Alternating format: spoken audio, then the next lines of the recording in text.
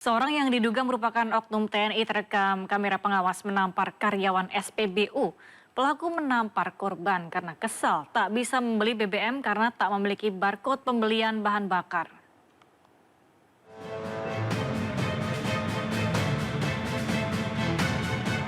Insiden penamparan terjadi di sebuah stasiun pengisian bahan bakar umum atau SPBU di Palu, Sulawesi Tengah, Jumat pagi.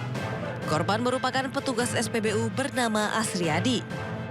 Peristiwa berawal saat pelaku yang menggunakan seragam TNI datang meminta pengisian BBM jenis Pertalite sebanyak 5 liter untuk kendaraan pribadinya. Kendala terjadi karena pelaku tak memiliki barcode, di mana sejak 1 Desember 2024, seluruh SPBU di Kota Palu mengharuskan penggunaan barcode untuk setiap pengisian bahan bakar.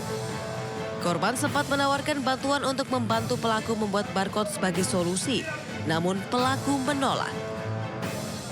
Sempat berdebat selama beberapa menit sebelum insiden penamparan.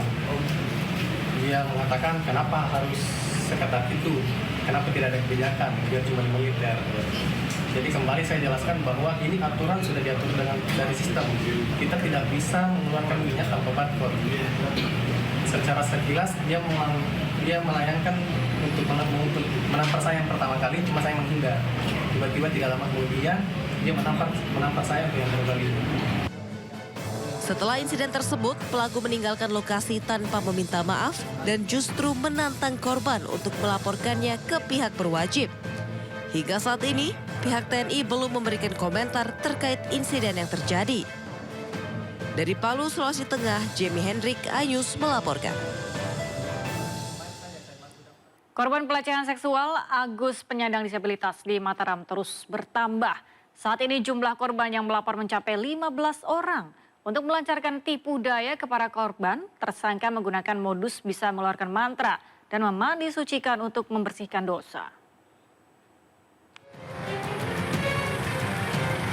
Jumat petang, Polda Nusa Tenggara Barat bersama Komisi Disabilitas Daerah atau KDD kembali menggelar konferensi pers terkait kasus pelecehan seks yang melibatkan pria penyandang disabilitas IWS.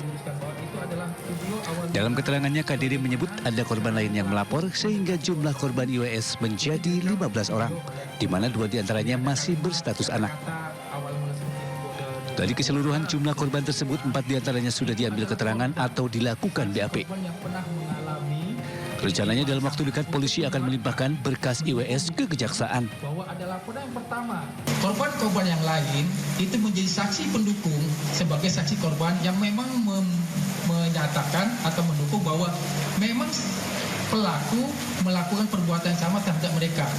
Itu dijadikan saksi menguatkan. Pasti apapun nanti ke depannya, apabila dilaporkan kembali kepada kita akan proses.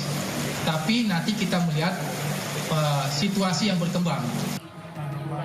Sebelumnya penetapan IWS sebagai tersangka dalam kasus pelecehan menjadi sorotan karena IWS merupakan penyandang disabilitas yang tidak memiliki tangan.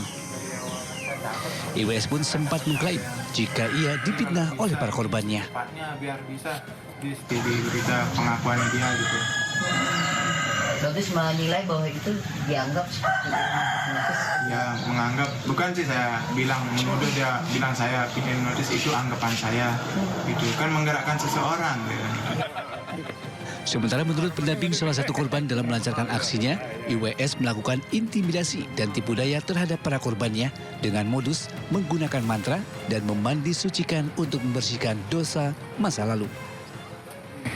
Dia si pelaku mengeluskan kakinya kepada kaki korban, kemudian membacakan hal-hal yang berbau mistis kepada korban dengan bahasa pelaku sendiri, yaitu bahasa Bali yang dikatakan baca mantra lah itu ya? Iya, baca mantra begitu.